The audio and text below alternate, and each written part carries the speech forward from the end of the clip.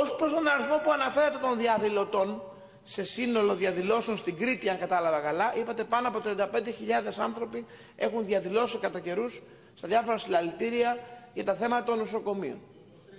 Το 2023 δεν ξέρω, ναι, δεν ξέρω πώς το μετρήσατε, δεν είμαστε 24, δεν ξέρω πώς το μετρήσατε ακριβώς τον αριθμό. Εγώ δέχομαι ότι ο αριθμός είναι αληθής. Δεν ξέρω πώς το μετράει το Google τον αριθμό των διαδηλωτών. Δεν έχω καταλάβει ότι υπάρχει κάποιο είδους στατιστικό. Λέει πως έχετε barcodes διαδηλωτές και μετράτε ποιος μπαίνει στη διαδήλωση. Παραδείγματος χάρη είναι οι ίδιοι σε κάθε διαδήλωση, είναι διαφορετικοί. Γιατί αν τους είχαμε με barcode, φοβάμαι ότι θα βλέπαμε ότι θα υπάρχει μια ταύτιση σε διαδηλώσεις και μεταφερόμενους. Αλλά εγώ να το ξεπεράσω και αυτό και να πω είναι 35 πραγματικοί και ξεχωριστοί. Η Κρήτη έχει 640.000 πληθυσμό. Άρα κάτω από το 5% έχει διαδηλώσει.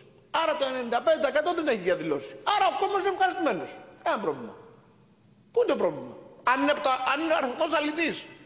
Εάν έχουμε ένα ζέον κοινωνικό πρόβλημα της υγείας, το οποίο αφορά τους πάντες, και τελικά διαδήλωσε μόνο το 5% του πληθυσμού, μάλλον κάτι δεν κάνετε καλά ως επαγγελματίες διαδηλωτές. Χρειάζεται κάποια αναμόρφωση στο σύστημα. Άρα το πώς περνάμε κι αυτό.